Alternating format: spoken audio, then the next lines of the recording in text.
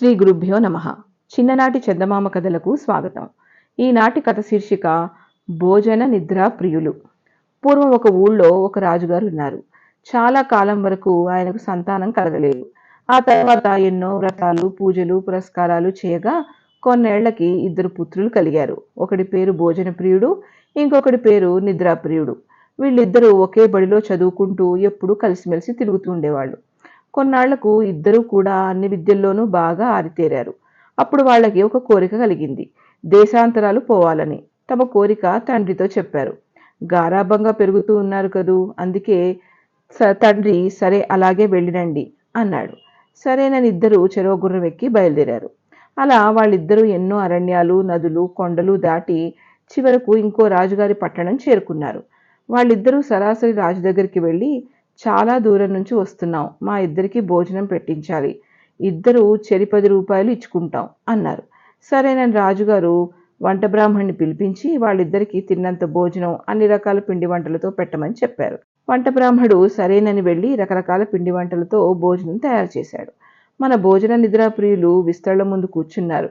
నిద్రాప్రియుడు మామూలుగానే అన్నం కలుపుకొని తినేస్తున్నాడు అని భోజన ప్రియుడు ఒక ముద్ద నోట్లో పెట్టుకుని తుఫ్ తుఫ్ అని ఉమ్మేసి, చిచ్చి చచ్చి చెడి చాలా దూరం నుంచి వచ్చాం కదా అని విస్తర ముందు 10 రూపాయలు ఇస్తే, ఇదేమిటి అన్నం పీనుగుల వాసన వస్తోంది అని విస్తర ముందు నుంచి లేచి రాజుతో చెప్పాడు. రాజు ఆశ్చర్యపోయి వెంటనే వంట బ్రాహ్మణ్ణి పిలిపించి, ఏమయ్యా బ్రాహ్మడా, అన్నం పీనుగుల వాసన కొడుతున్నదట, మన ఇంటి ముందు గాని ఇంటి వెనక గాని పక్కల గాని ఎవరైనా చనిపోయారా అని అడిగాడు. రామ లేదండి ప్రభు, ఈ చుట్టుపక్కల ఎవరూ చావలేదు. మరి అన్నం పీనుగుల వాసన ఎందుకు కొడుతుందో ఆ బియ్యం కూడా మనకు ఎప్పుడూ పంపే శెట్టిగారే పంపారు అన్నాడు. పిలుచుకుని రా శెట్టిని అన్నాడు రాజుగారు. సరేనని వంట బ్రాహ్మడు వెళ్ళి శెట్టిని పిలుచుకొచ్చాడు. శెట్టి వణుకుతూ రాజుగారు ఎదుట నిలబడగానే, ఏమయ్యా శెట్టి, నీవు పంపిన బియ్యం వండి ఈ కుర్రాళ్లకు వడ్డించాం, అన్నం పీనుగుల వాసన కొడుతుంది అంటున్నాడు, ఏమిటి కారణం?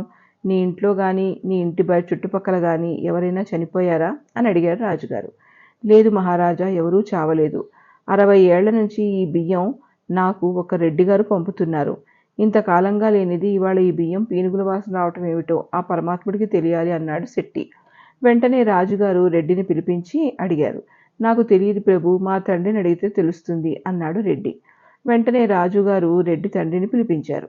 రెడ్డి తండ్రి 90 ఏళ్ల పండు ముసలివాడు. వణుకుతూ రాజుగారి దగ్గరికి వచ్చాడు. అందరినీ అడిగినట్లుగానే రాజుగారు రెడ్డి తండ్రిని కూడా అడిగారు, అన్నం పీనుగుల వాసన కొట్టడానికి కారణం ఏమిటని. మహారాజా, సర్కారు వారు పోరంబోకు స్థలాలు అమరకం పరిచేటప్పుడు నాకిచ్చిన భూమిలో కొంత శ్మశానం భూమి కలిగి ఉంది. ఆ భూమిలో వ్యవసాయం సాగించి పండిస్తున్న ధాన్యమే ఈ 60 ఏళ్ల నుంచి పంపుతున్నాను అన్నాడు రెడ్డి తండ్రి. చూశారా, శ్మశాన భూమి కలవటం వల్లనే అన్నం పీనుగుల వాసన కొడుతోంది అన్నాడు భోజనప్రియుడు. రాజుగారు అతడి తెలివికి చాలా మెచ్చుకున్నారు. తర్వాత శెట్టి, రెడ్డి తండ్రి రాజుగారి దగ్గర సెలవు తీసుకుని వాళ్ళ ఇళ్లకు వెళ్ళిపోయారు. ఈ గొడవంతా పూర్తయ్యేసరికి బాగా చీకటి పడిపోయింది.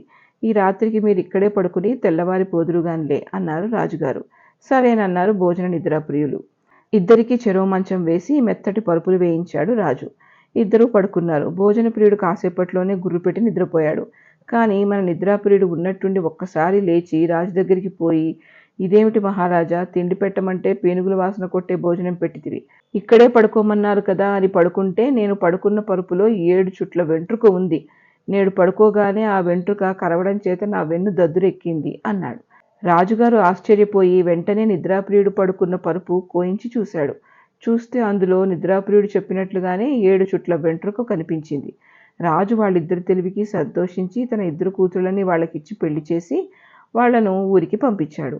ఇద్దరు భార్యల్ని గుర్రాలను ఎక్కించుకుని తండ్రి దగ్గరకు వచ్చేసి ఆ రోజు నుంచి హాయిగా కాలక్షేపం చేస్తున్నారు. ఇది మన భోజన నిద్రాప్రియుల కథ. ఇంతటితో కథ కంచికి, మనం ఇంటికి.